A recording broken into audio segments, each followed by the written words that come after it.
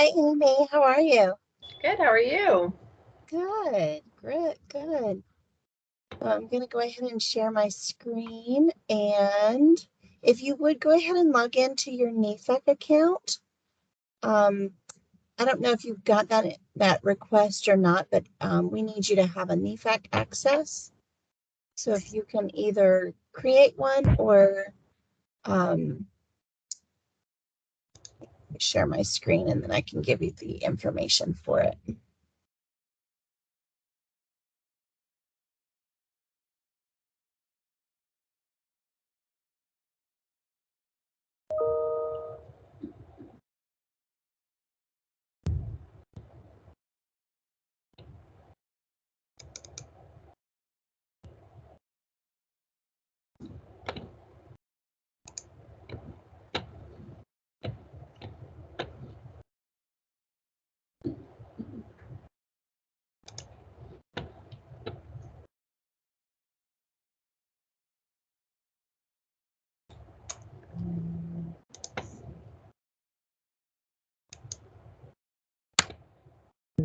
I'm having challenges right now trying to get my screen to share. Give me just a second. And this is a NEFAC account that allows me to see FTCE type things, or that's separate? Separate. Yeah. So this is just directly, if you'll go to www.nefac.org. Can you see my screen now? Okay, so if you can go to that and either create or sign into your NEFAC account, that would be awesome.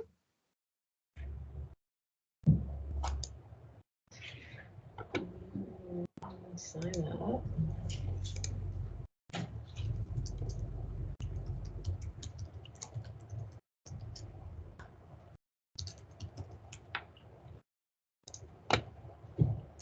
Email address is already associated with, so that means I already have an account? Yeah, so you'll just need to do forgot password. Password. Yeah, that'll work. And when you do sign in, if you would click the remember me box, and that will help you throughout the rest of really forever. Forevermore. Good. Yeah. It takes months and months for these things to finally go through, you know. Yeah, it has its benefits. Yeah. I feel like I'm cheating. Just. Well, you clearly haven't looked at it anymore. Well, yeah, it's kind of like, yeah, I mean, I just kind of, I like the activity, but too much is, or this definitely is easier. Like, I don't have to worry about like on the tire. Hey, Christy. Hey. See you coming in. How's it going? Good. How are you? Good. See if I can get my camera. Hey. Hey, Amy. Hey, how are you? I'm good. Sometimes I get it. Suzanne, I'm just waiting for the email. That's okay. That's why we start with this. We'll actually come back to it in just a few minutes. Okay. So it's okay. I think we're waiting for one more person to log in. Is that correct, Christy? Who do we have? Sorry, let me see who we have. We've just got Amy right now, but I think we had one more.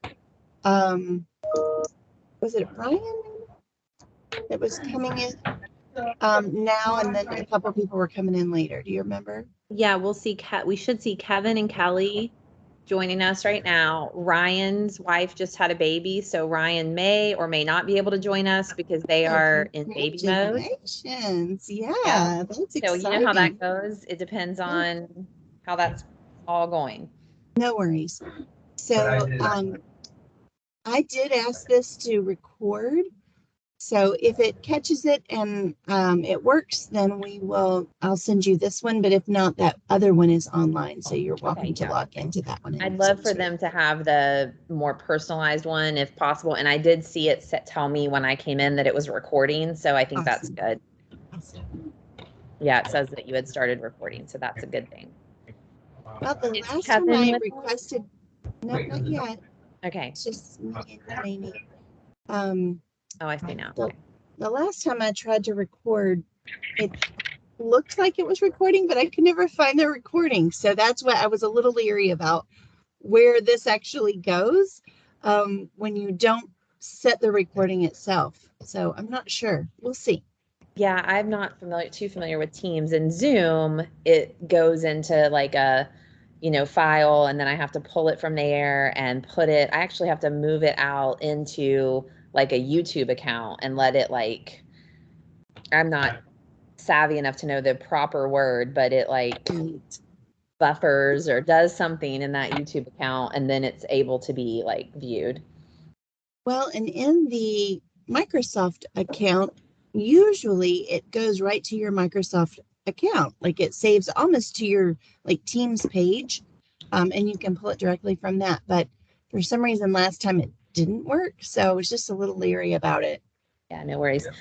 Whenever we get some participants here, which hopefully will be soon, I'm going to give a little bit of a PK specific speech about PDCP and this program and kind of how we're going to handle things from expectations and that good stuff. Dr. Marchman and I had a conversation earlier today, so I want to start with just a little bit of a PK specific update and then turn it over to you. Okay, that sounds great. So did you ask them all to come at 1:50, or do we have folks joining us halfway through? I asked in my email, let me look. I feel like I took exactly what you said and asked Kevin and Ryan and Kelly to start with us now, and then Greg and Melissa could join because they are in that, year 2 space. Let me look and see. I think 1:50, it's technically 1:49. So I told them we would start at 1:50. So yeah, no worries at all. Technically they're not late yet. Yeah, no worries. And sometimes after school, it takes a few minutes for everybody to get settled. So I'm flexible. Wednesday. Amy, are you a teacher or a mentor? Amy, are you a teacher or a mentor? I work in the business office and help with teacher certification and payroll and all that kind of thing. Awesome. I know you were on some of our email back and forth with Christy, but I wasn't 100% sure. I'm so sorry, Suzanne. So. That is on me for not doing introductions. I think because Amy is central to our whole world, I just assumed that. I mean, what do you mean you don't know who Amy Neal is?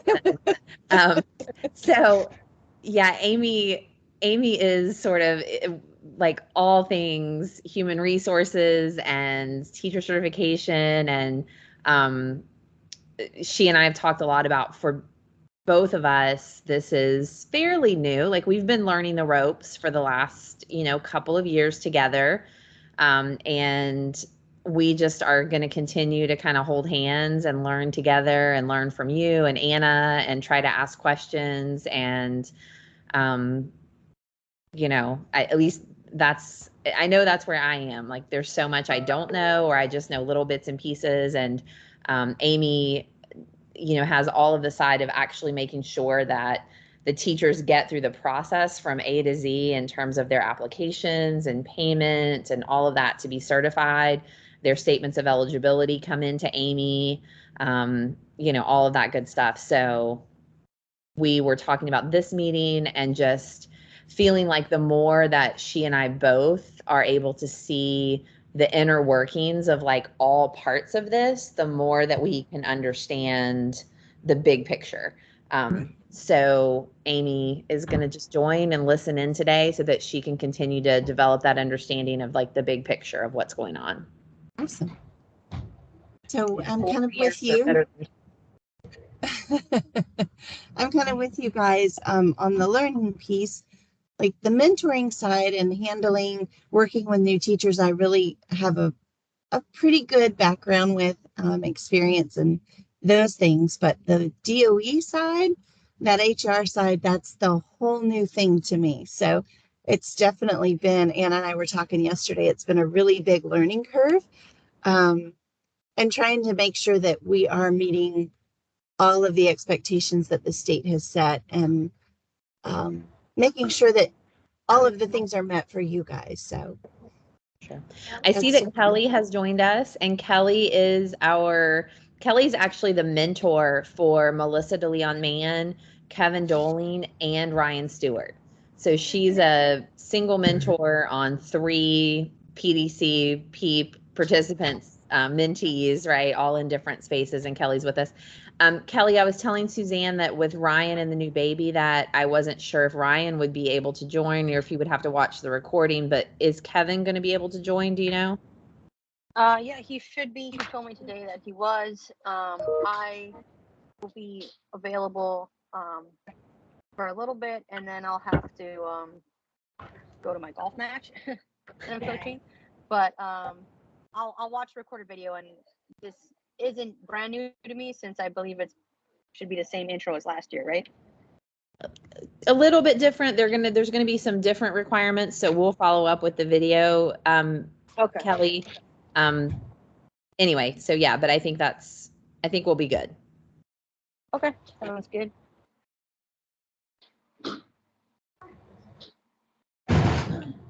All right, so as soon as Kevin gets here, I think we'll get started, Suzanne, with this first part, and then when Melissa and Greg join us at 2:15 is when I ask them to join us.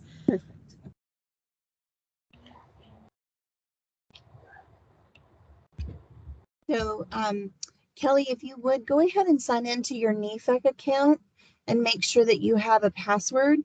If you don't have a NEFAC account, if you would go ahead and create one while we wait here for Kevin, and then we'll get him in the system once he's in.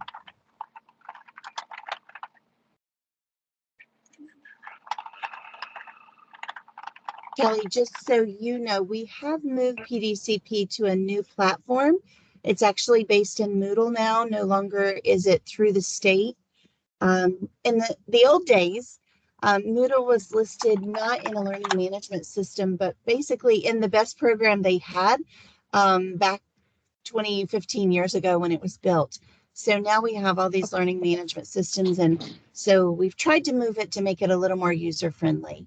And we've had pretty good response from the different folks that we've presented it to in most of our districts. Almost all of them we've done orientations for, and they've been really excited. Actually, I had someone say to me the other day, they sent me an email later and said, "Oh my gosh, I'm almost excited to do PDCP this year," which is, I felt like a win. For sure. Because, I have created my account. awesome. Because I'm not going to be in front of a computer for very long. Once I'm logged in the NEFAC.org, where would I end up going? If you will, once you're logged into NEFAC, if you will go into your URL bar at the top of the screen, Mm-hmm. I'm going to go ahead and just walk you through this. So if you'll go into you're in NEFAC right here. If you will go ahead and just type in campus, just campus1.nefec.org.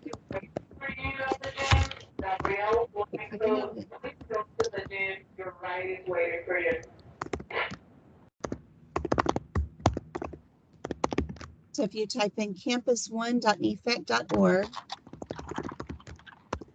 and when you hit your enter, it's going to take you to a screen like this. Do you see this, Kelly? Yes, ma'am. Okay, scroll down and click on this button right here. It says Professional Development Certification Program, and that's what all of our tiles are going to look like. When you log in, you're going to get a page that says enter an enrollment key. Do you see that? Yeah. Okay, your enrollment key is capital PDCP -PKY for PK Young. Awesome, I got it. All right, and you're going to be a mentor, right? Yes, ma'am. Okay, so I'm going to change what's your last name, Kelly? Barrett, Barrett. All right, I'm going to change your access to access of a facilitator. And so you will be able to see all of the folks' work and have access to support them in that way. Awesome. So Thank you. give me just a second.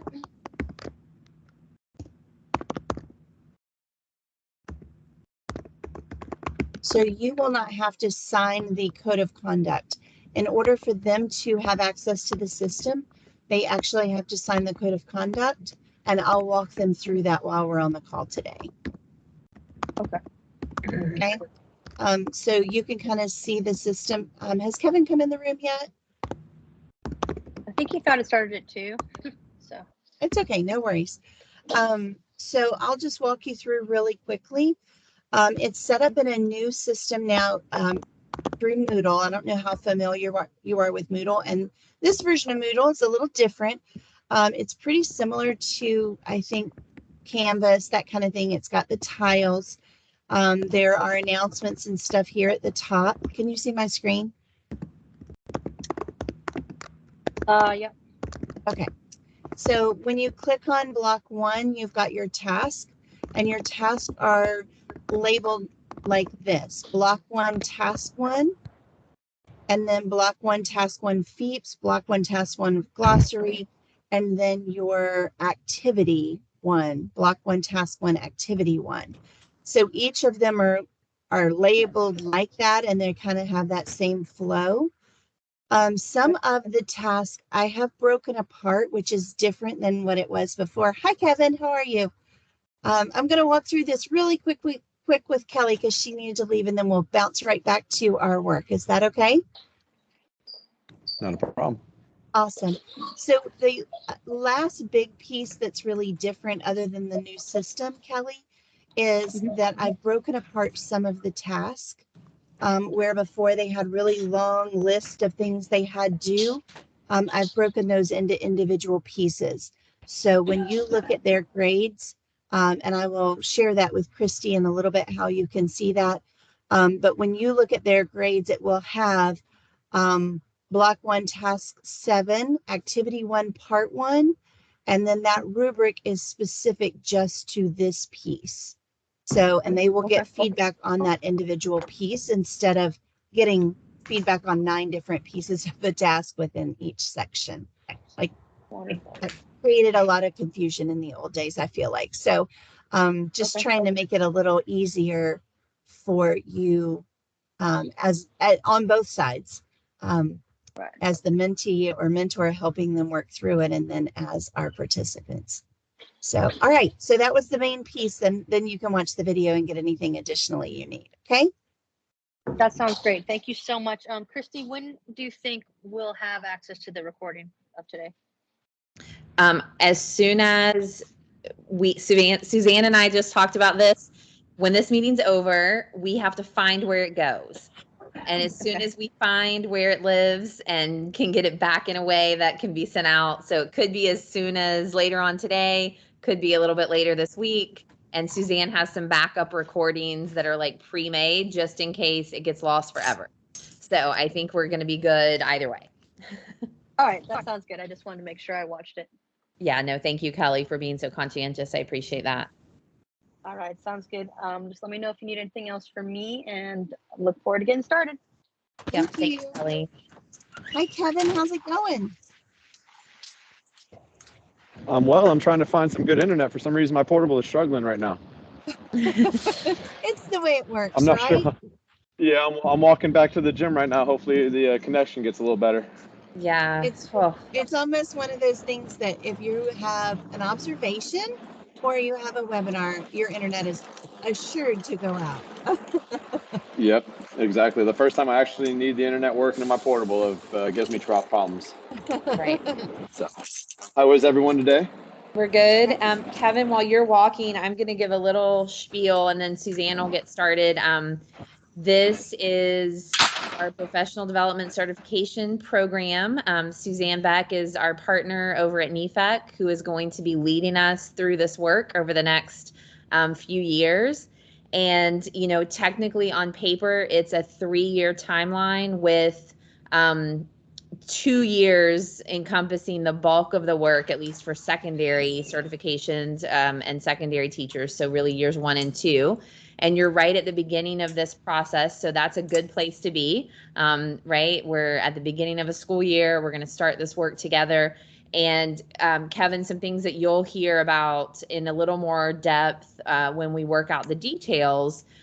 We have made a decision earlier today that for our teachers at PK Young who are in this PDCP program, we will waive your inquiry requirement in year 2. So typically in year 1, I love it. you would have to do inquiry or not have to do inquiry. And then in year 2 of your teaching experience, you would have to do inquiry. So for you, Kevin, as an example, this will be your work this year. And you will not be required to complete an inquiry in addition to the PDCP work. And Okay. you know, we'll send out some more details about that. I know that for most PK teachers, you all recognize that you have you know, about $2,500 of your salary is kind of baked in there related to inquiry. And so in terms of, because questions have come up, like, am I going to be compensated for PDCP and all of this extra work that I have to do and some of these extra meetings after hours? And it's our intention to take the inquiry off your plate and put this on your plate in place of that, and that the compensation that's built into your salary is meant to compensate for that. So again, we can Gotcha. send out some more clarifications, but just in case, I know as people are going through this today and listening to Suzanne, we do recognize that this is a significant amount of work. And so we want to make sure that we're being mindful of that. Okay. I appreciate it. Yeah, for sure. I'm going to turn it over to Suzanne. Awesome. Well, that's good news, Kevin. So far, it's been really cool to see how districts are working with their staff to kind of support this process. Have you created a NEFAC account yet? I don't believe so. No, ma'am. Okay, so I'm going to ask you to pause on that. And when our new folks join us at 2:15, we'll just deal with that at one time with everyone. Does that work okay? Okay. All right. Yes, ma'am. So we're going to go ahead. My name is Suzanne Beck, and I'm actually not even going to have you sign in because I'll have record of your attendance, and we'll catch that in just a little bit to make sure that we have it with everybody. Okay. But I'm a program development and training specialist at NEFAC, and that just means that I get to do professional development and things like that. But my sole focus is on the PDCP program. I started out at an elementary school in Putnam, and I really felt the need for mentors to have new teachers to have some support. And so I pitched, if you will, the idea of having a novice teacher mentor for new teachers that are out of the classroom to Dr. Surency, and they later built it into some grants, and I was able to become one of the first novice teacher mentors in Putnam. So my sole role was just to support new teachers. I worked at a school, we had 17 teachers in their first 2 years of teaching out of 25. So I just went literally from classroom like yours to classroom like yours, helping teachers set up their rooms and kind of give them a hug some days and say it's going to be okay and help them with lesson planning and all of the things. So then I went to NEFAC and supported them through that piece of professional development. And then recently, last year, I went to Toccoa Falls College in Georgia, and my husband and I moved up there for a year, and I worked at the college level supporting new teachers. So I've kind of worked with new teachers in this vast gamut. But in the process of moving back, Anna asked me, would you take on PDCP and would you build it into a system that might be a little more user-friendly and support new teachers in a different way? And so I'm excited to be here. I'm excited to be part of your support team. But I want to talk a little bit first about your options for pathways and just make sure you're aware that there are other options and kind of think about the benefits of this option. So I want you to understand the pathway process and then also the state of Florida certificates that you have to have, as well as the exams you have to take. So some of the options for PDCP or for that certification, PDCP is one of them, and we'll talk about that in a little more depth. But you also have some other options to convert your bachelor's degree to a certificate of education to get that professional. One of those options is to do like an EPI program. And that EPI program is, you know, education has so many acronyms. I'm sure you've already been overwhelmed with them. But EPI stands for Educator Preparation Institute. So you can go to a college. Sometimes they offer night classes, sometimes they offer online, but you can actually take college courses to get this certification. Within that, you still have to take your general knowledge test. You still have to take your professional ed certification and your subject area exam. So it's almost exactly the same process, but the reading competencies that are required through PDCP are usually built into the Florida Educator, the Educator Preparation Institute piece. One of the benefits to me of PDCP is it comes at no cost to you. If you go to a college and take it, you're going to have somewhere between $2,800 and $3,500. And to me, it's kind of a crazy ripoff to ask teachers to do that because they are coming to us with bachelor's degrees that they've already paid for. And so I think having the opportunity to do the PDCP task and all of the pieces without having a cost built in is something that is beneficial to you because PK pays into NEFEC services. So we'll talk a little bit more about that in just a minute. There are other options such as 15 credit hours or semester hours of education courses to get that professional preparation college coursework. That is a pathway. Again, you're paying for those college classes, which you might not have to do because you work for PK, and I know you have some reciprocating agreements with the college, but still, it's a lot of hours, a lot of coursework. And those are probably the three main ones that we see our teachers using. So I'm going to leave that where it is and not cover those others in depth because we just don't have teachers using them very often. And then we'll talk a little bit more about what PDCP is. PDCP stands for Program Development. Hi, buddy. How you doing? So we will go back and talk about that professional education. Basically, what this piece does is it gives you that background that new teachers get while in college. So that last year of internship is the piece that I didn't get because I wasn't an alt cert. I was alt cert also. So this piece covers that information for you. It's that real-time internship, if you will. And so they're all based on the state of Florida best practices in education. So you'll see the FEEPs discussed, and those are the pieces that support those teaching best practice standards, if you will. So on your team, if you go through PDCP, you have your principal and assistant principal, you have your district mentor. If you have one of those, I would kind of think that Amy and Christy might play a dual role in that district level support person. And then you're going to have your site-based mentor that I believe was Kelly that just got off the phone. And so then you have myself, I'll be doing your assessing your task. And then I'm also the NEFEC coordinator for you. So my email address and phone number are listed throughout this whole process. And we'll look at that in a little more detail where you can find it and how you can reach me. So within PDCP itself, there are 20 tasks that are required to be done through PDCP as part of this certification. So along with those tasks, and we'll look at those in a little more detail, those things are, how do you write a lesson plan? One of the tasks involves how to build a syllabus. My husband just recently started in the same role you are, kind of, as a new teacher. He decided he wanted to try a new path, and he is working on a CTE course. And he started out saying, know what goes in a syllabus. It's been a long time since I've written one. And so these tasks will help support that. And actually, I went to PDCP because it had been a while since I've written a syllabus and I had never written one for high school. So I went to PDCP and said, these are all the components of a great syllabus.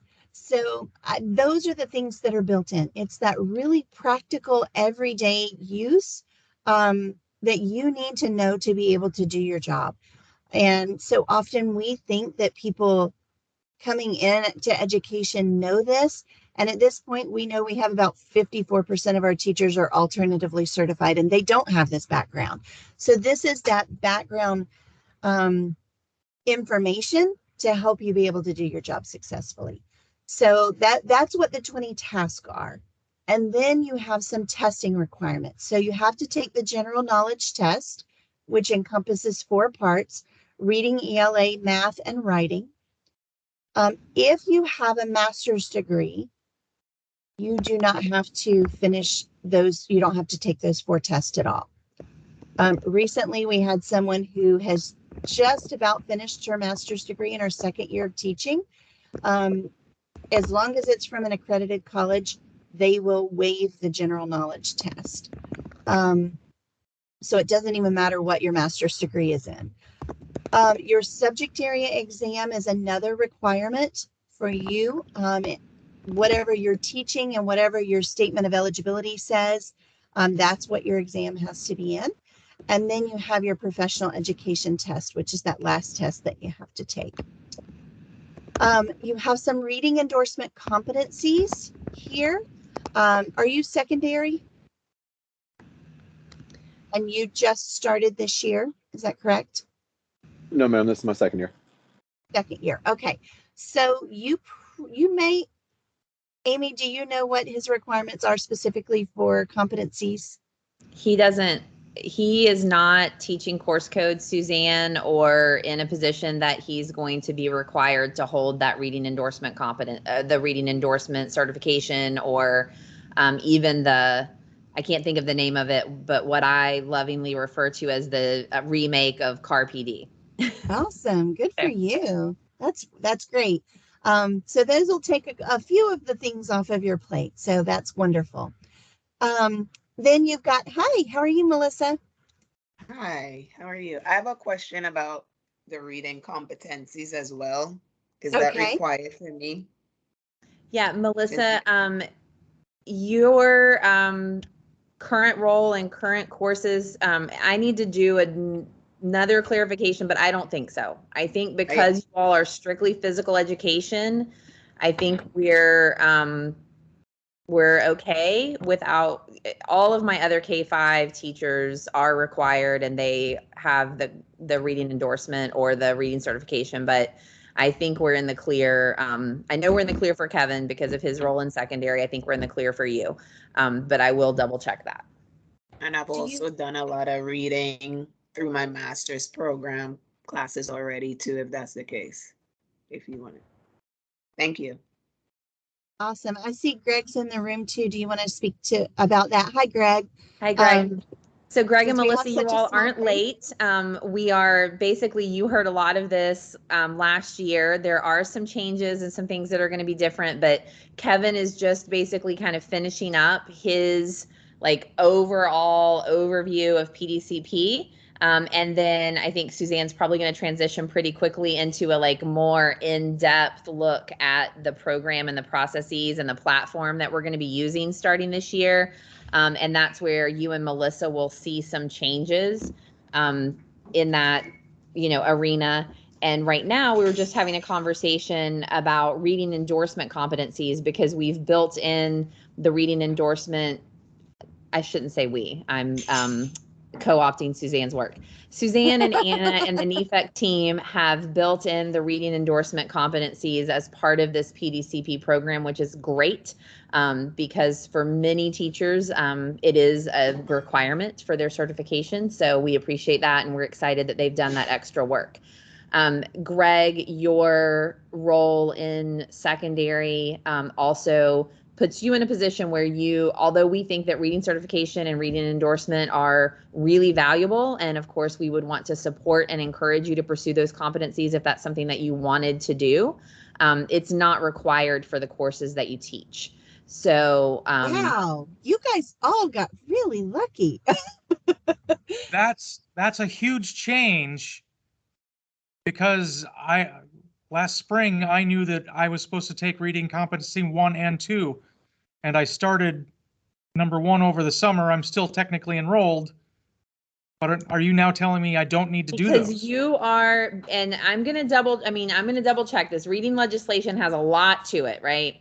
So there are some things where, because of the course codes you teach, right? You teach mathematics course codes, and you teach, psychology as a social studies teacher to upper division high school students. You do have some requirements for professional learning in terms of reading and, hold on one second, apologies. Molly, you're going to need to do that in just a little while, okay? So just whatever it is that you're accomplishing, let's accomplish it in about 20 or 30 minutes. Sorry.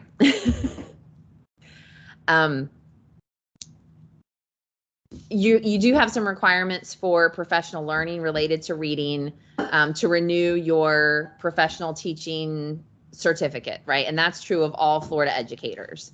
That's different than, and so, if you've done, Greg, competency 1, right, as an example, you're going to have a number of in-service points. You're going to have a number of points that would then be able to be banked for reading and then used in your next certification toward that reading requirement. So it's not a bad thing to have, because that is going to be a requirement for every Florida educator who's going to renew, I believe, is it 2025 and beyond, Suzanne?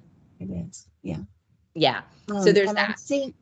I think each of the reading competencies counts as 60 points, 60 in-service points.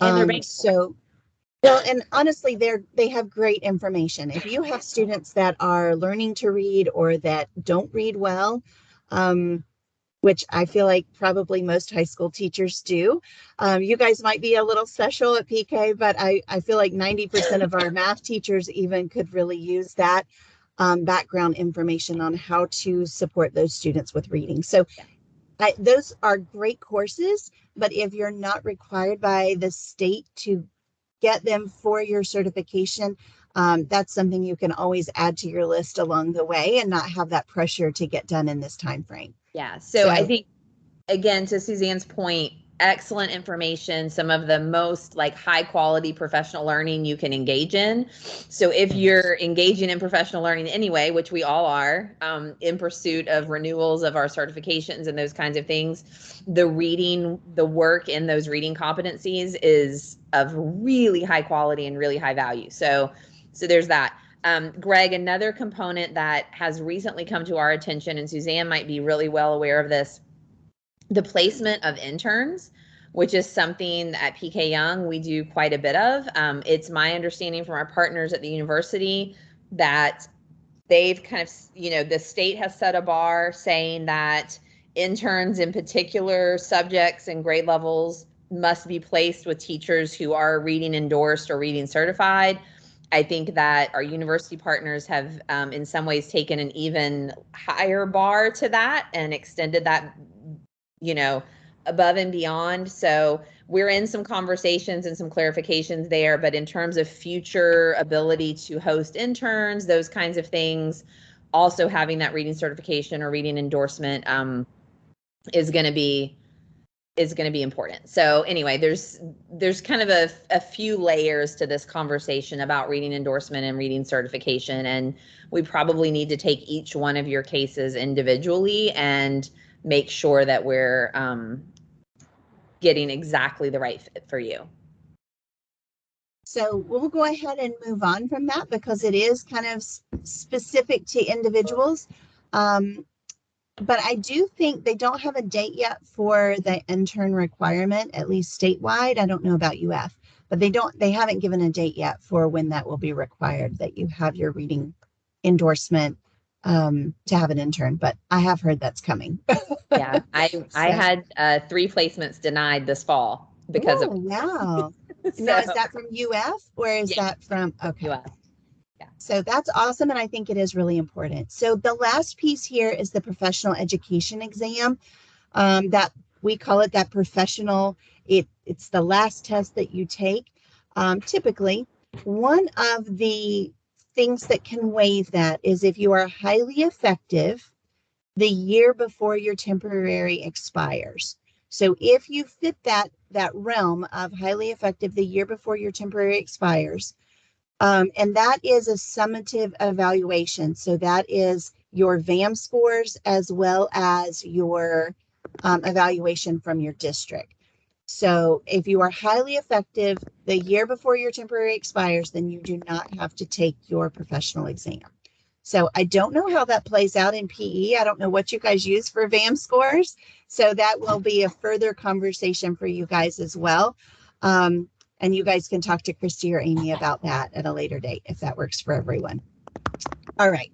So what I want to say, and I heard Christy say, you do technically, she mentioned to Kevin, you do technically have 3 years from the beginning of your temporary and to do all of this work. My goal for you is to get these 20 tasks completed this year. And I'm going to provide some support to help you get through that and kind of treat it like a college course. Those of you who were in the system before and you've done some work, we have moved it to a new system that we think is more user-friendly. I've gotten really good response from people that we've already brought into the system, but I do want you to know I will move your scores over from the old system to the new one. You won't have to do any additional work, but you'll have to wait for me to do that. So I'm hoping to have all of those scores moved over. I think I have 7 districts that I need to move over at this point because I just keep having orientation after orientation. So I will move all of your work. My goal is to have it completely moved by next Friday, the 16th. So I will go ahead and do that for you. Just give me a few minutes to get that done. But my goal is for you, whether you're starting this year or whether you're halfway through, to get all of these tasks completed and off of your plate this school year. You really have to have it finished by March in order to guarantee that the state gets all of your paperwork wrapped up for the next school year. So set a goal if you're in your 3rd year. Greg and Melissa, are you in your 3rd year right now? And Melissa, we already applied for an extension, I believe, and received that for Melissa. So Awesome. I think we're in that, I know we talked about that at the coordinators meeting, Suzanne. Yes. That is something that can happen with the state as needed. But as Suzanne said, it's our goal to, get this taken care of, get it knocked out, and get you, the learning, right? Most importantly, the learning and all of that, the benefit that's going to come from doing this work, but then also just so that you don't have to think about it too much anymore.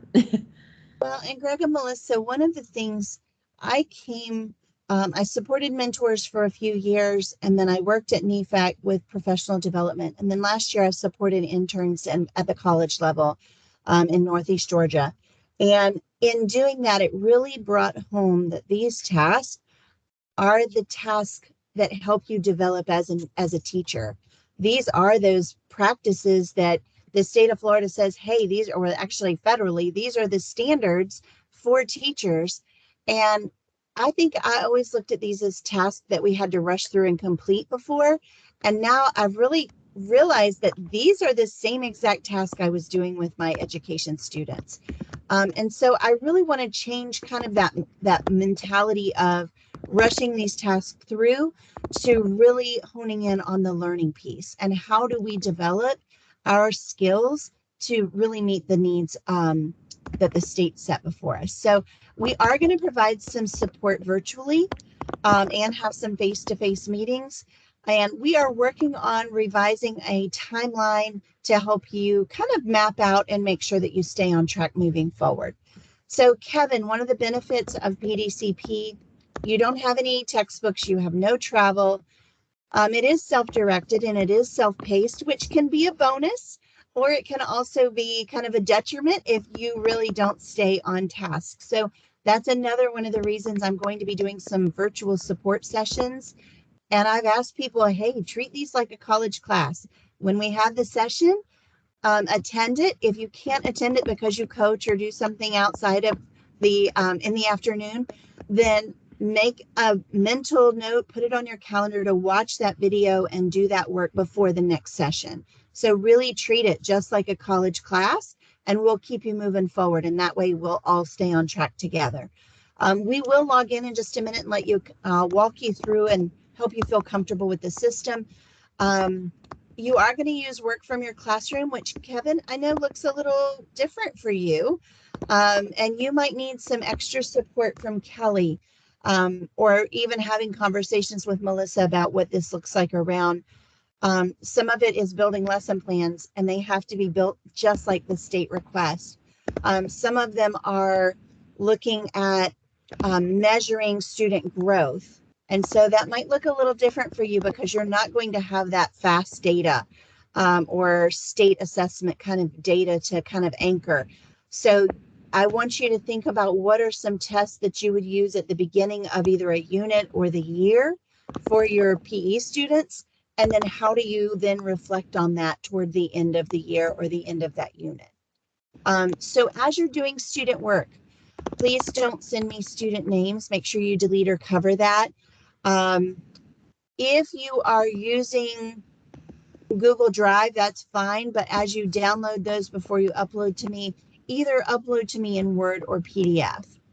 And I'm asking that when you rename your documents, that you rename them with your last name first and then your first name. So it would look kind of like this.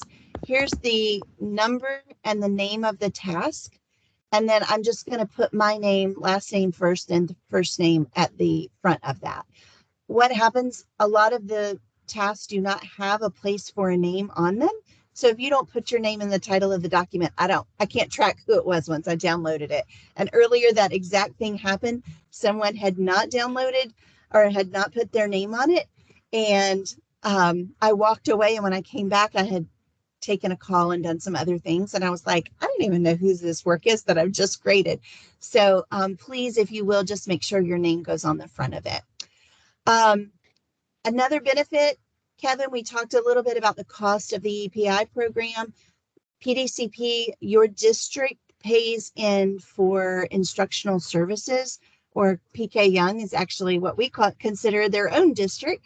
And they pay in for these services. So it is no cost to you to do this.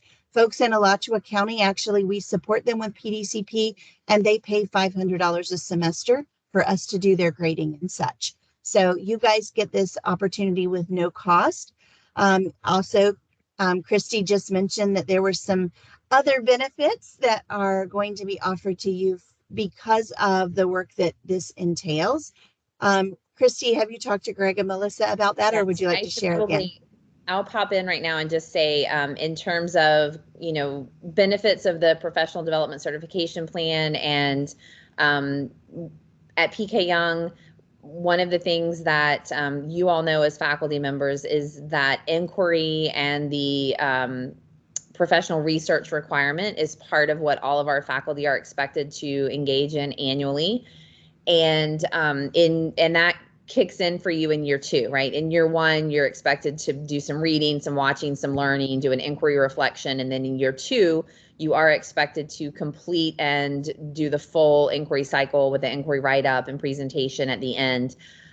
We have decided as a district that for teachers who are participating in the professional development certification plan, we will waive your inquiry requirement in that year 2, where you would normally have to start and do inquiry. We will waive that. And just as a reminder, and we'll do some more formal communication about this. You do have a portion of your salary that's kind of baked in, if you will. There's about $2,500 of your salary that is in there specific to that research requirement. So it's our intention that that's the, because you're not engaging in that research requirement, that compensation is there to support this extra lift and extra tasks and outside of hours, work, just like you would be doing with an inquiry, right? But you're going to be doing it participating in PDCP.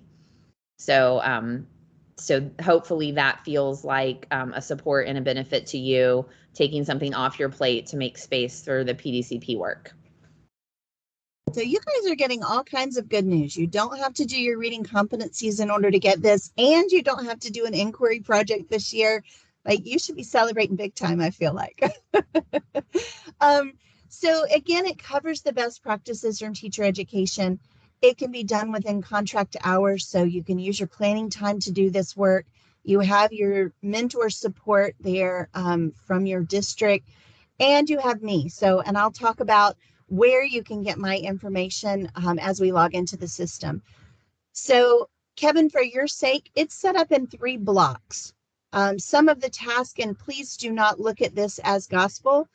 Those of you who've done the work already, would you say the short tasks, those first couple of tasks, do they take, how long would you estimate that those short tasks take? Greg and Melissa, do you remember?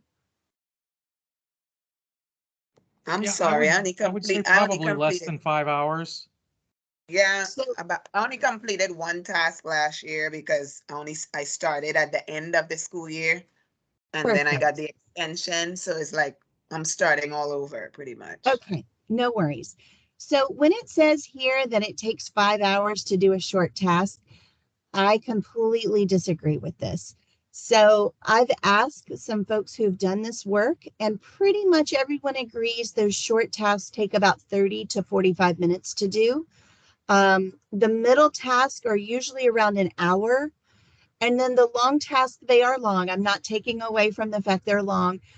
They are usually about 3 to 5 hours of work. But the nice thing is you don't have to sit down and do them all at one time. We've kind of broken them up into specific chunks. So I want you to kind of put that lens on as you look through this work. You are going to be doing things like the communication plan is, what does your syllabus look like that you share with parents? What are the documentations that you give them for open house? Those kind of things are the pieces of this that are built in. It's the real work of what you are doing already. So doing it within the context of PDCP makes sense because you're using your real classroom. You're using all of the skills and the strategies you're constantly doing.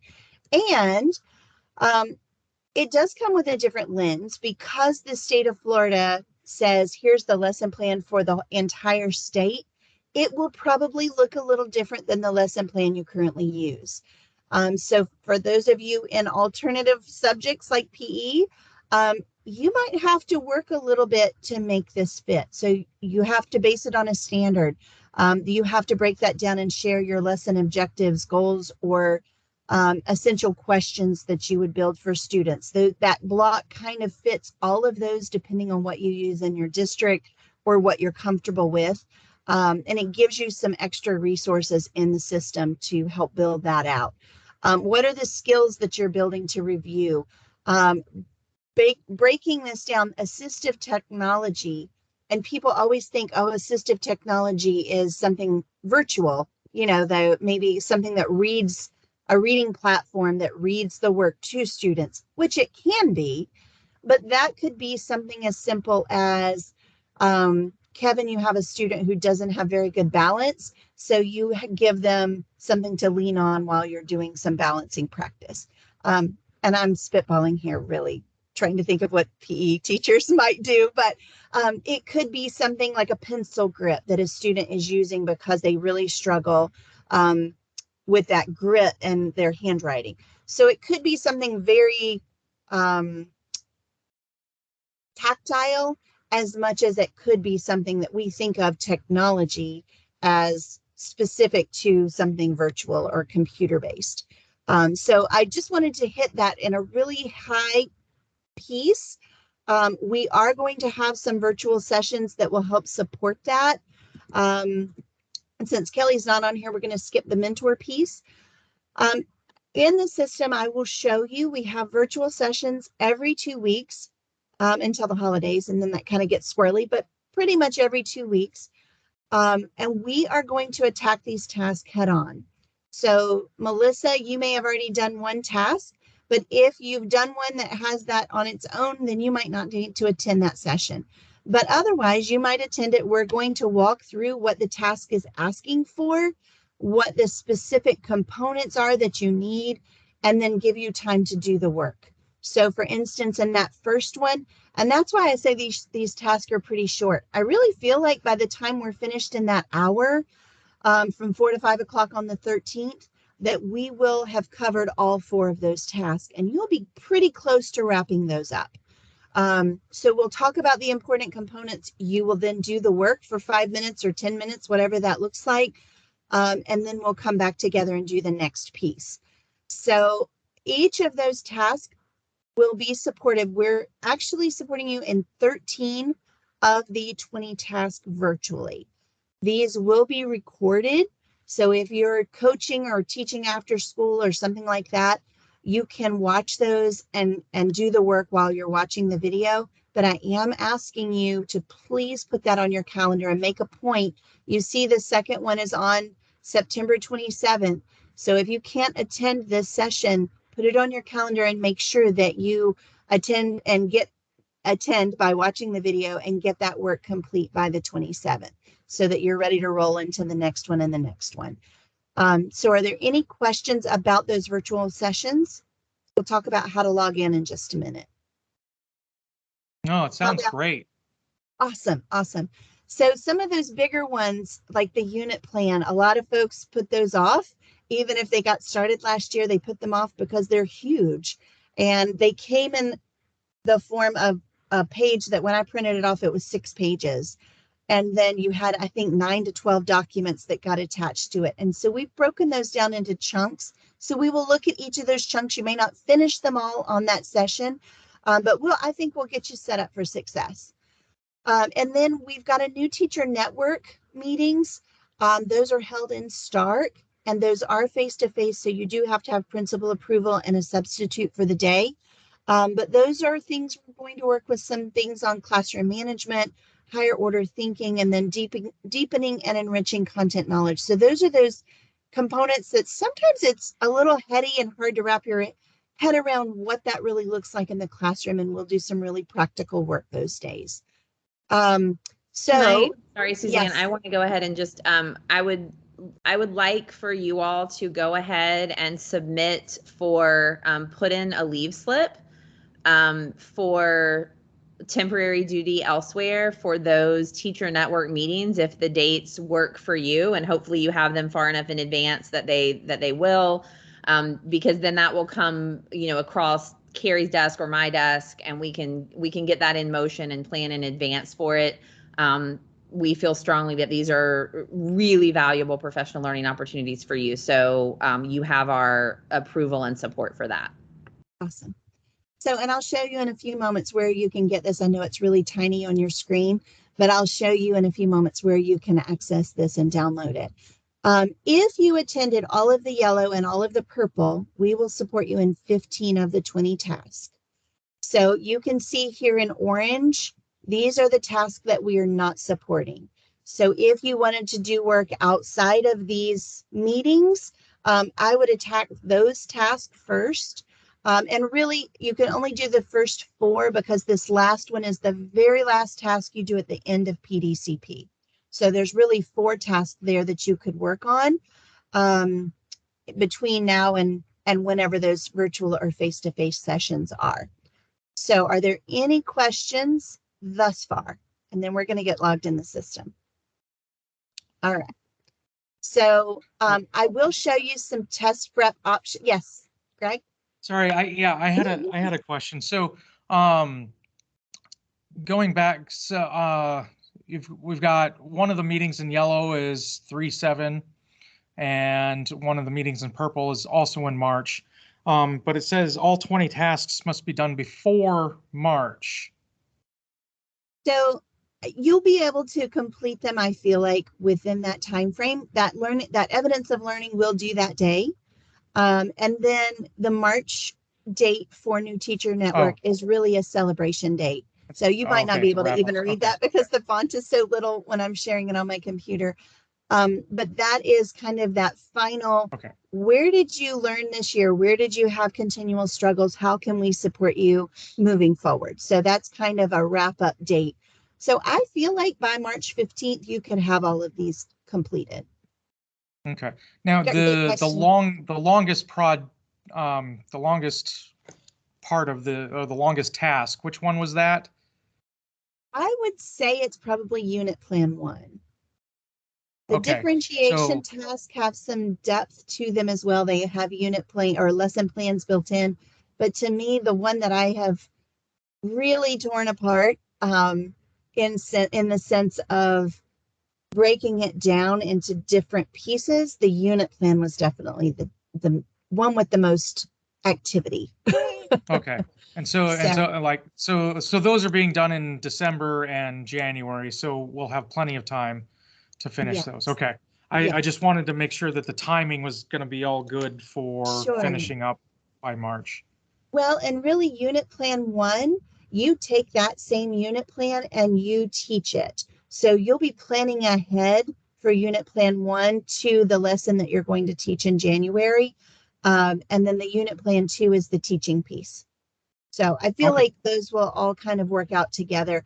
And whenever I'll show you where to register when we get in the system, but registration just means that I send you the link for the thing. But when I send you that link saying, hey, here's the registration, or here's the link for today's workshop, I'm going to say, bring a unit plan that you're going to teach in January. And that's the piece we'll break apart today's in the session. And so I'll send you information that's needed for each of them before we actually get to them. Does that make sense? Yes. Okay, because some of them you have to bring like classroom demographics. You might need to bring a couple of struggling students and their data. So I'll tell you in advance what to bring so that you can actually do the work on the call. All right, so I'm not going to cover these testing resources here because we've built them into the system. So what I would like for you to do is, if you have a NEFAC account, please go ahead and sign into it. If you don't have a NEFAC account, I need you to create one. And you can see on the screen where you go to sign in.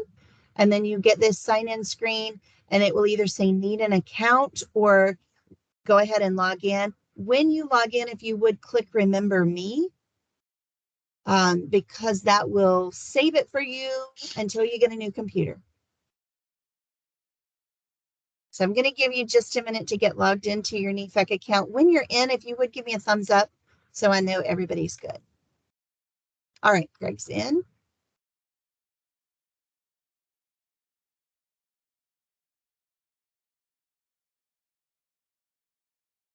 Do I have a minute just to get some water? Sure, absolutely.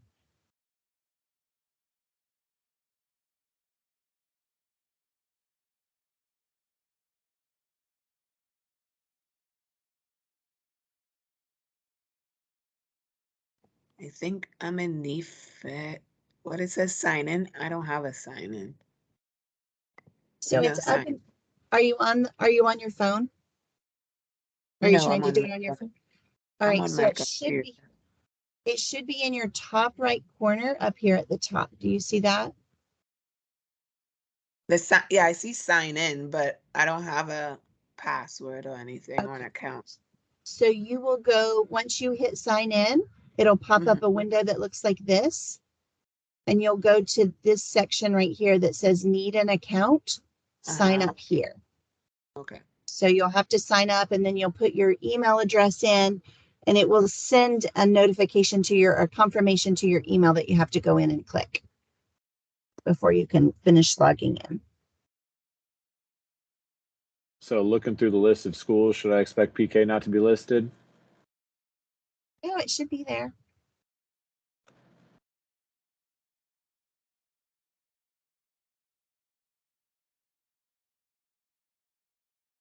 Is it listed as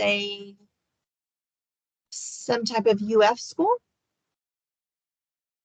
Scroll through and see if there's another title. Unless they've changed it. I know we've had lots of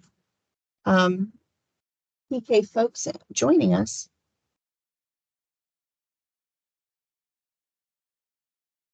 The location is 75 PK Young Developmental Research School, and school is 0391. Yeah, Greg, that's accurate in terms of our district and school number. Right, okay. I didn't know if that was, we're looking for that on, in the I NEFAC systems. haven't gotten an email yet. Just give it a second. It sometimes takes a minute to send the email. Did you find it, Kevin? If not, just go ahead and sign in. I can fix that for you. Oh, let me see. Hold on. Nope, nothing yet.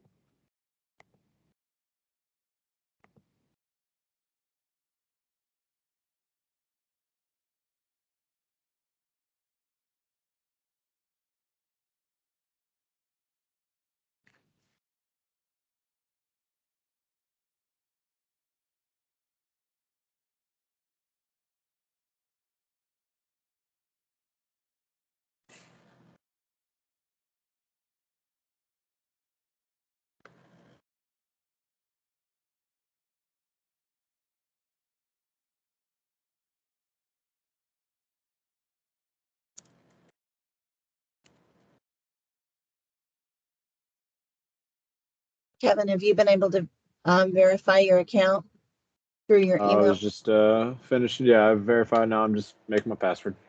Okay. Okay, finally. Yay. I don't know why it takes 3 or 4 minutes, but it usually does.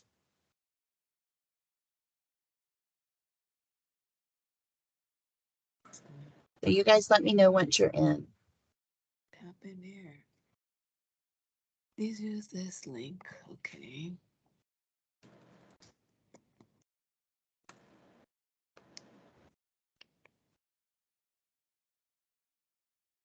Okay.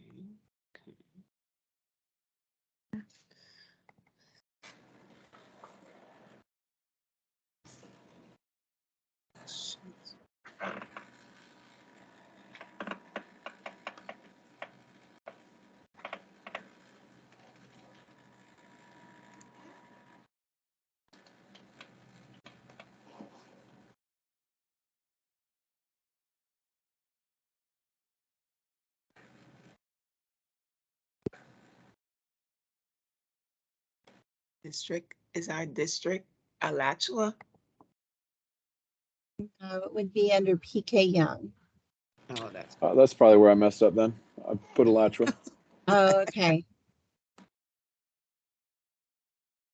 Is there a way That's I can okay. go back and oh yeah, I see it. Yeah, you can actually go back into your account and change all of that because people sometimes move districts and move schools within NEFAC, and you can change it. But just leave it for now, Kevin, and we'll go back in once we're finished. No already worries. fixed? Oh, look at you. Dang. Melissa, are you doing okay or do you need some help? I'm trying to figure it out, I guess.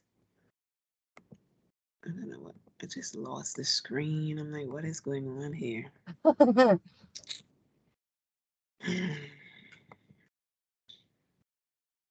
Nope, that's not it. Gosh, where did it go?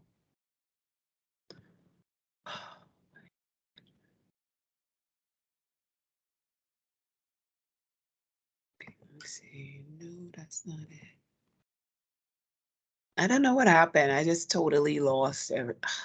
Okay, so if you go back in, just go back to open up a new window and go back to www.nefec.org and see if it will let you sign in now. Okay.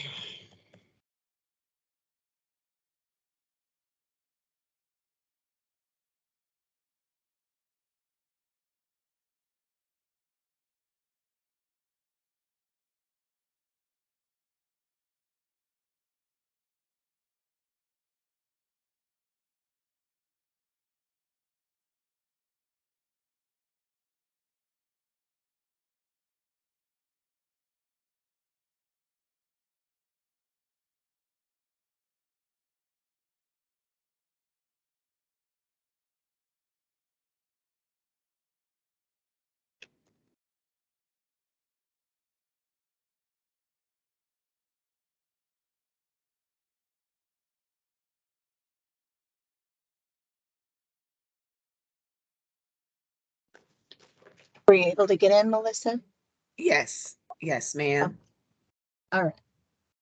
So Let are me see if you it's guys, working. okay. If it doesn't work, we might let you connect with Christy. Okay. And then you can just watch the next pieces and It then you completed. can, awesome. It Okay. completed. Yay, good. So once you're in your NEFAC account, it's going to look, everybody should be in what looks like this, correct? Everybody good? I'm not. Uh-oh, something's wrong. Oh, sorry. Go ahead. Sorry. Don't worry. Okay. So if it doesn't work, Melissa, I'm going to let you get with either Kelly or Christy. It's. Are you I in? think, yeah, I'm in. I see it. Okay. Awesome. So what I want you to do is come up and just click in your URL bar at the top. Mm-hmm. And you can backspace if you want to clear that out. And you're going to type in campus1.nefec.org. campus1.nefec.org. And I'm going The to number show one. I'm going to show you what it looks like here, just so you can see it a little bigger. It's campus1.nefec.org. And then hit enter. That's what I hit. Okay. And it should take you to a screen that has a big blue window on it. So give me a thumbs up if you're looking at a big blue window. 1, 2. I can't do it right now. I'm sorry. That's okay. So why don't you just watch, and then you can Okay. always, I'll send the video out and you can always start. Yes, I Christy, can't. so this part is about a little over an hour in. So you could start at about an hour and 12 minutes in and get that information. Okay, Melissa? So you're going to go to, and I'll put this on the computer just for a second. You're going to go up to that URL and type in campus1.nefec.org. And then what I want you to do is scroll down on that blue page. Don't click the login button at the top corner, but scroll down on that page until you find the tile that looks like this, Professional Development Certification Program. That's what PDCP stands for.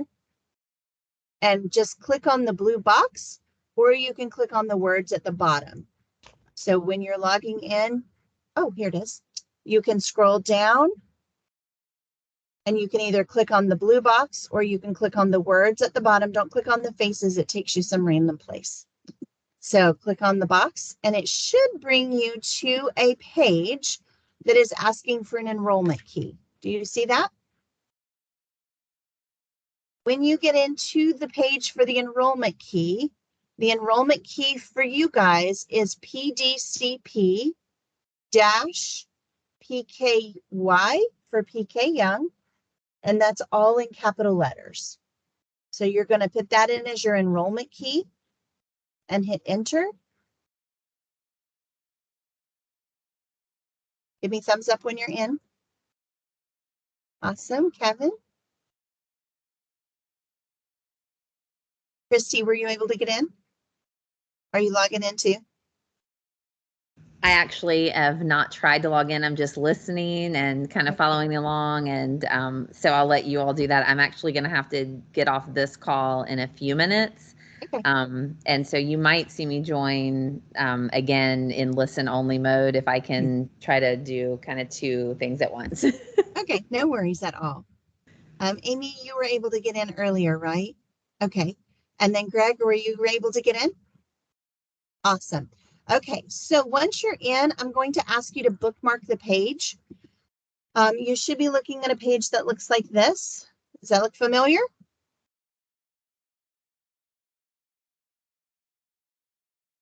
If you would go ahead and bookmark that. This is your pathway in. You will not have to log in anymore except for that first time. But what I want you to see here at the top of the page, you always have access. This is frozen here. It will never go away. You always have access to my email and my phone number. So if you have any problems with anything, you get feedback you don't understand, You just have some questions as you're working through a task, feel free to reach out to me. If I'm in the office, which I'm not at all this week, if I'm in the office, then my phone number would be the best way to reach me. But this week I had COVID last week, so I'm playing catch up from all of those orientations. So I'm not in the office at all this week. So if you would email me if it's this week, or you can try both and see which one I get back with the quickest. You can see here, there are some announcements. There are some things you should get an email when I send an announcement, but just in case, always check in here. For instance, here, someone had said in one of the orientations, hey, it would be really great to have the testing resources built into Moodle. So I went out and built out a tile and moved the testing resources links into it. So there are different options and things that may come up. I'll also send reminders for the virtual sessions a week before, things like that. So if you would, always check those announcements as you come in. I'm going to show you the ribbon across the top. This is my favorite way to navigate. I'm going to click on PDCP because that will take me right back to my main screen.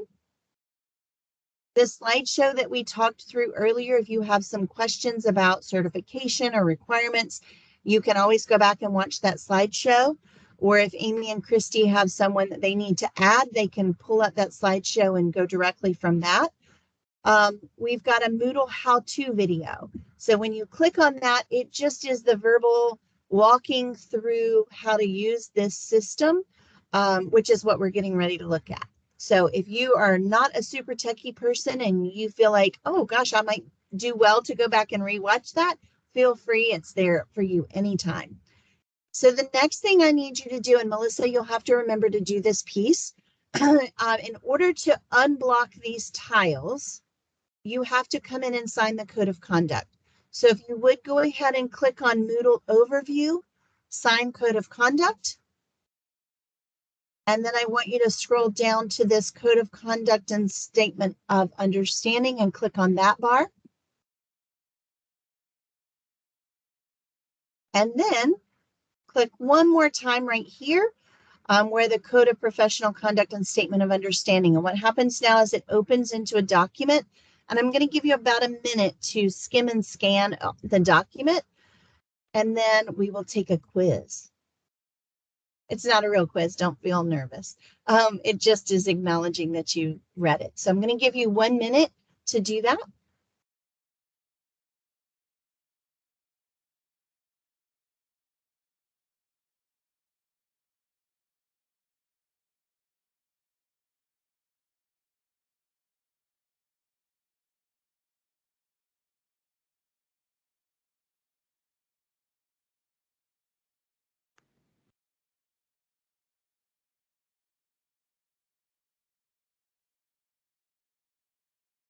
When you're finished, give me a thumbs up.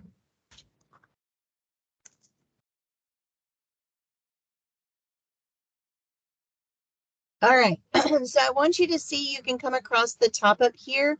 The way the system is set up is almost all of the, and I'm trying to make sure, there are a couple of glitches that I've discovered today, but almost all of the documents open into a new tab. So you can just close that tab and it takes you right back to the system itself. If you would go ahead and scroll down and you will have a thing that says take quiz or access quiz now. Go ahead and access that. It's 3 true questions. I read the statement of eligibility. I read the code of conduct.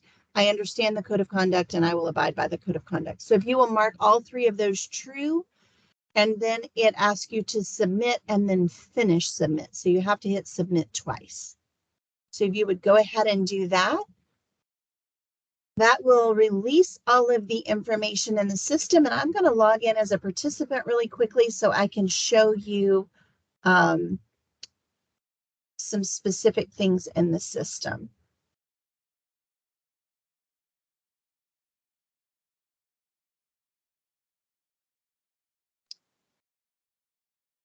All right. Is everybody with me? Yeah. Are all of your blue tiles blue and no longer gray? Yeah. So Suzanne, you mentioned earlier that like the progress that we've had will be ported over. Yes. Okay. I will move all of that. It's not porting because it came from a system that was not a learning management system. So Right. I'm the port. So it will take me a little bit of time because we've just onboarded 7 districts. So I have quite a few folks. But my Okay. goal is to have that complete by next Friday. Not this Okay. Friday, but following Friday. Okay. So you will see all of your grades and I'll show you what it will look like as you see those come in. Because this is a guy who actually I'm logged in as a participant who was part of this before. So he had done some work in the system. So each of these tiles, I just want to give you a quick overview. And again, you can always come back and watch that video, but you can click on PDCP expectations right here in this first tile. Course begins here. And it opens into a mini book. And you navigate through the mini books by using these little arrows across there on the top and the bottom of each page. So you can use those, or I don't know if you noticed, but on the table of contents, that was jumping as I navigated through. So you can actually just navigate straight down the table of contents if you choose. So if you would go ahead and click on program completion right there on the side, or get to that screen by using your arrows. When you get to the up arrow, that arrow is going to take you back to the main screen, or you can scroll down and navigate across the bottom here. So for this purpose, I want you to go to this next activity and click on B1 T1 implementation sequence. That's something new as well. I've numbered all of the tasks. They were not numbered previously, and my brain could not wrap around all of the names of the titles. So I came in, and B1 T1 would stand for Block 1, Task 1. And as you navigate through this little mini book, you're going to walk right through it. You get to the end, then you would go to your Block 1, Task 1 FEEPS assessed, your next activity here at the bottom. There are no FEEPS for this one because you haven't learned about them yet. So eventually it will tell you what of the state standards for teachers are being assessed. You're going to keep navigating across the bottom next activity to the B1T1 glossary. Here's your glossary. Here again, PDCP, we have so many acronyms in education, program development certification program. So all of those are kind of spelled out for you. And then go ahead and click on next activity where it says B1T1A1. This is that Block 1, Task 1, Activity 1. Again, when you click on this beginning work plan, it opens in a new tab. You would download this, or you can make a copy and save it on your Google Drive, whichever way is more comfortable for you. I usually download things as a Microsoft Word document. That's just my way of work, but I'm good with however it works for you. But you will not be able to access or edit this document because it's there for everyone. So you'll either have to download it or save it to your own system. So I'm going to close that out. Right below that is the rubric. You can open that rubric. If you want to print it or download it, you're welcome to. And then my screen just got blocked. So hold on just a second. Not sure how that happened.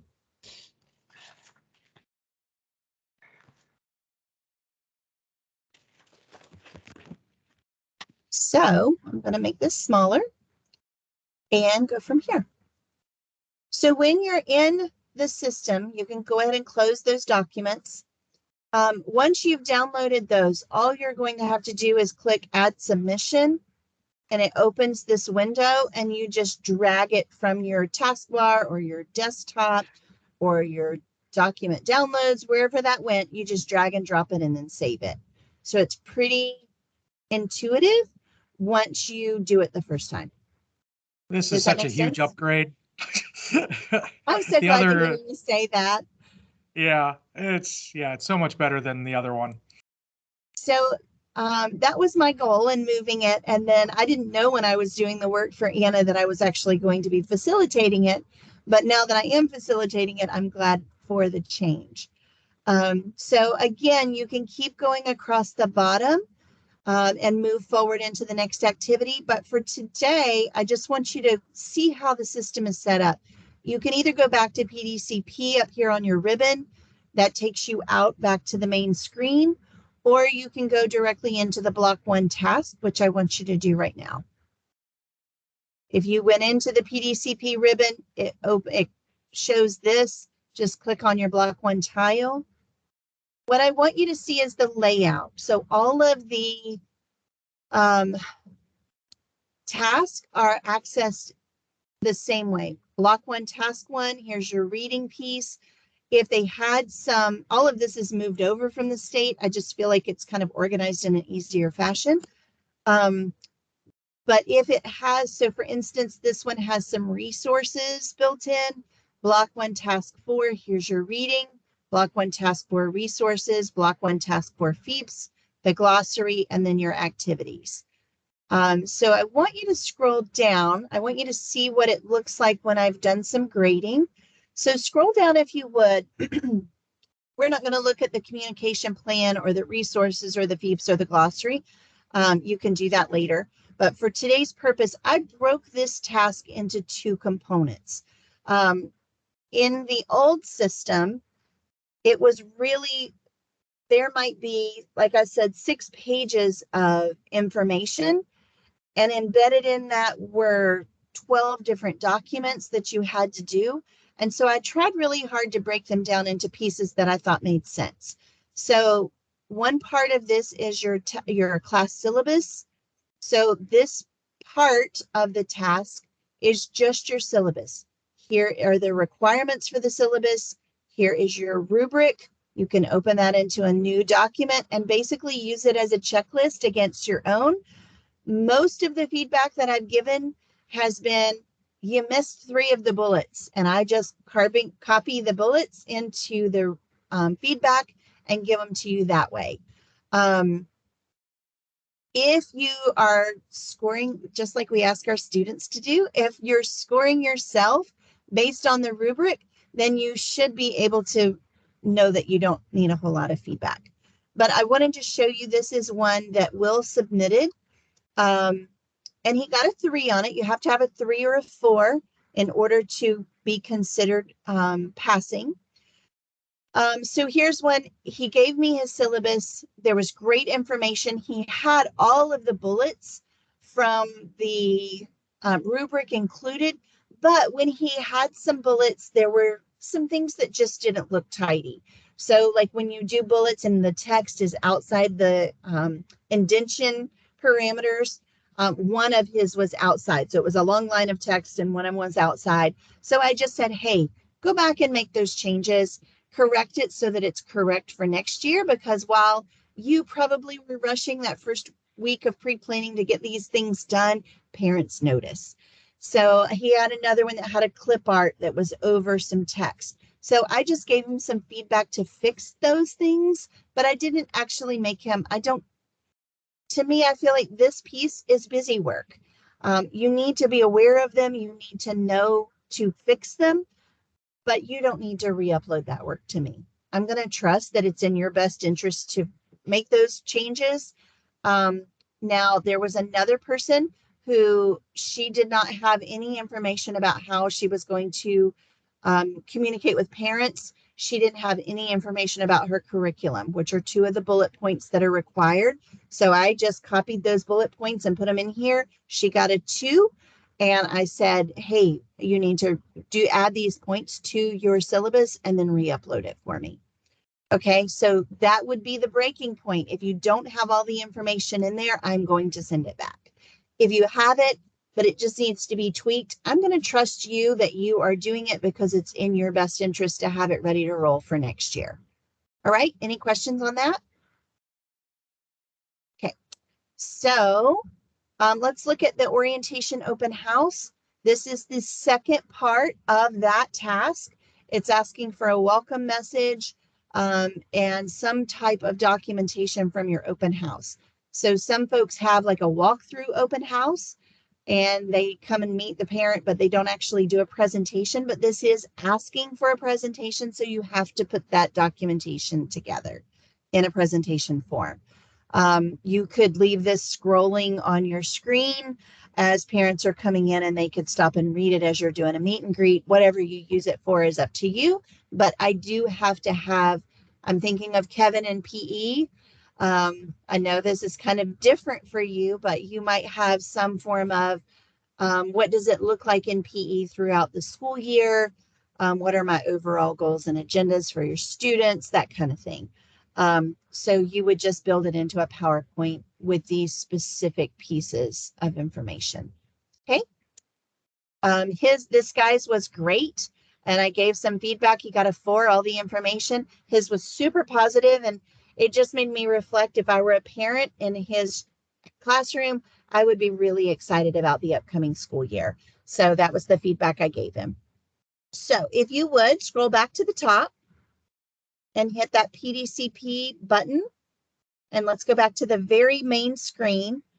It always opens to whatever you were open in last. So block 1 is still open. You can see here where Will has received passing grades on things he's turned in. I'm going to go ahead and close that window right now because I want to talk about a couple of other things. Here are those testing resources. If you still need to take your GK exam, NEFAC has some offerings. This is the reading exam that will get you past all of the competencies, but none of you need those.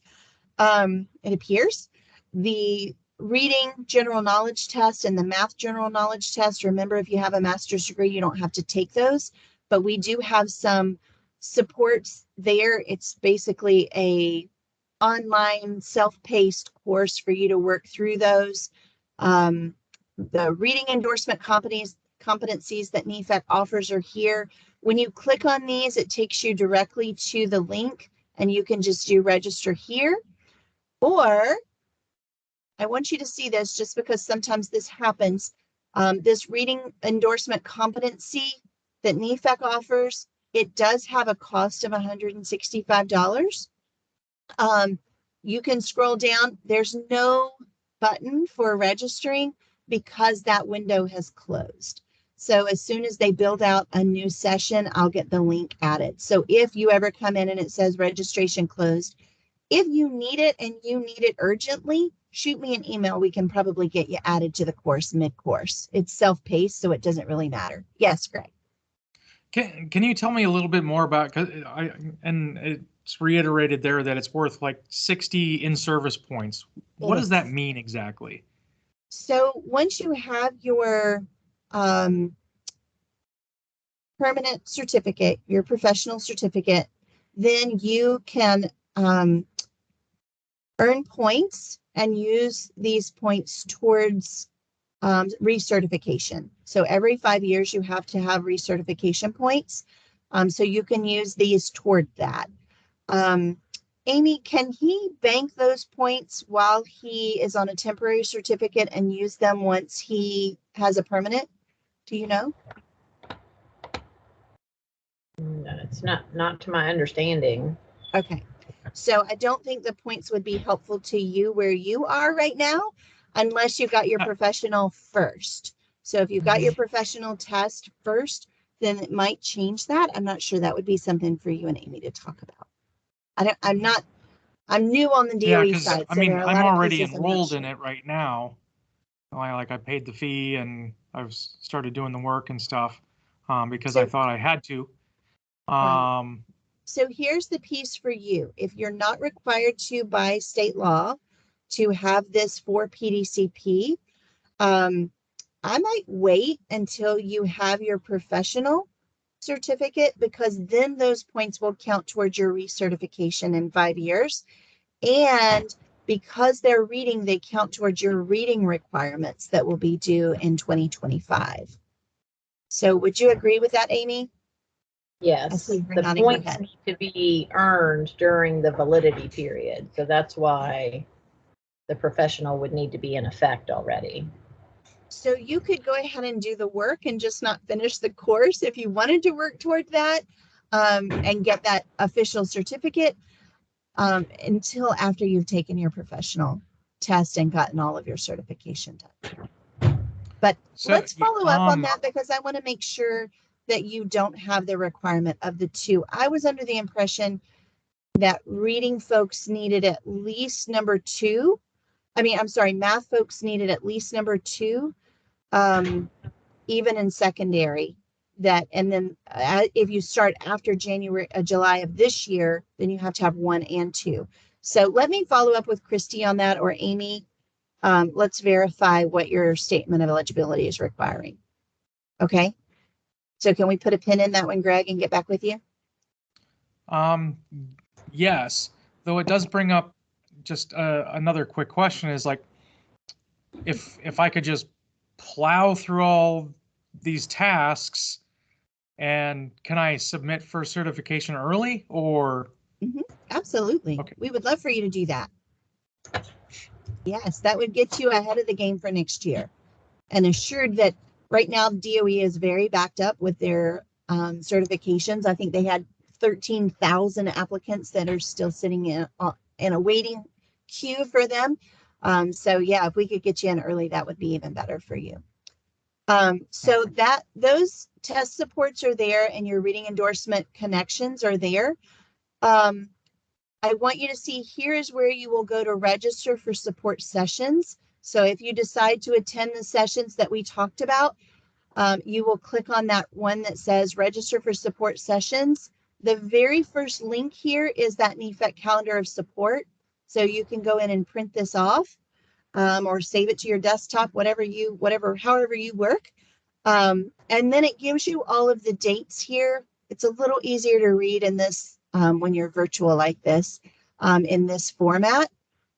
But what I want you to see is the link underneath that is where you're going to go to register for the virtual support sessions. And you're just going to click, it opens a Google Doc, which has the links for each of the dates. And you click on that. Because you're already logged into your NEFAC account, you just have to click register here. So you can go in and register for all of those sessions if you'd like. Basically what that does is says to me, I'm going to send you the link. So if you can't attend for some reason, it's no problem, because you can't actually earn points yet. The new teacher network sessions, those were those face-to-face sessions. Those are the same way. You can just click right there on those. Christy mentioned she did want you to go ahead and register for those and send them the notification. So you can click on those links and just go right down the list and register for all of them if you choose to do so. If you cannot attend those virtual sessions, we are going to put those in a repository here. And Amy, this is also where the other virtual links are, so that reorientation video is here. And then the orientation for the first year people that we started with Kevin, the pathways one, this is here. So the only thing you have to do when you're walking a new participant through is make sure you give them the PK Young enrollment key. Otherwise, we had a whole group of folks that were from Bradford that got enrolled in a Sumter one, because this is a Sumter video. So they didn't realize they needed to change that enrollment key. All right, so those are the 2 pieces for future use. And then I've got 2 more things to show you and I'll let you go. So testing certifications, as you get those testing certificates, you're going to add them to the system here. So most of you probably already have your temporary certification document from the state. This does not have to be a certificate. I don't really care what these look like necessarily. If you have your statement of eligibility from the state and it has the temporary listed on it, you've already taken general knowledge and that's listed on it, you've already taken your subject area and that's listed, just use that form and upload it for all of these blanks. So when you do that, you're just going to click, you're going to add submission, drag and drop that letter of eligibility, and do save changes. So a lot of people are just uploading that same document for a lot of different things, which is perfectly legit for me. I just need to know that you have them, because the very last thing you will do And it kind of spells out here what the requirements are for the reading endorsement and when those changes by law happened. The very last thing you will do is click on this link, PDCP completion document, and that's going to open a document that you will complete for me based on your information. So it will show your name, your school is PK Young. Sorry to open it in a different window. Can you see that or no? Can you see the document? Okay. So you will put your date that you finished your task. You will put the date of your reading competencies. I've got it on my list to adjust this form a little bit because law has changed. You'll put your date that you passed each of your exams. And then when you finished your first year of teaching. When you're finished, you're going to upload this to the system, just drag and drop. That's my notification to go verify that you're finished with everything. And I send that to Amy and Christy saying, hey, here's their documentation, they're finished. And they can get you sent on to the state. Okay, questions on that? All right, one more thing. So I want to show you over here on the side, it has a grade book. So when you click right here, it takes you to the grade book. And I love showing Will's because he's got some of everything. He's completed those first documents that are just incomplete or complete.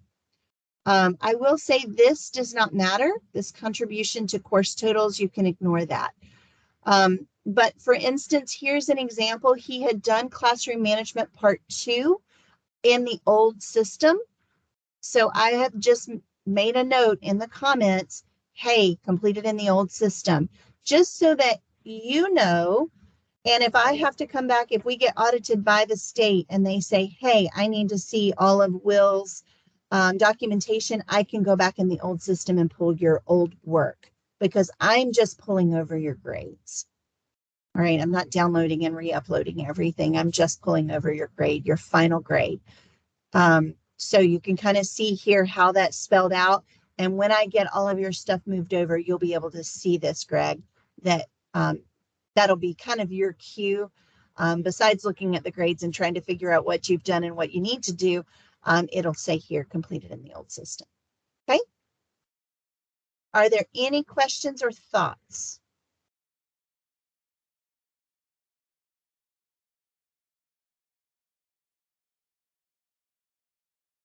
All right. I know that you guys have a lot on your plate. And that's one of the reasons I really wanted to do the virtual sessions the way they are with a specific task connected, because it's hard to take time away from this big job you're doing. So if you can just take away 1 hour every 2 weeks, I think we can muddle through most of the tasks together. And then you'll just have really those 4 or 5 to do on your own. So are there any thoughts or questions about that? I'm grateful that you guys were with me and hung with me all this time. I know it's a long time to sit virtually and do it. So any questions? All right, I'm going to stop the recording. If you have some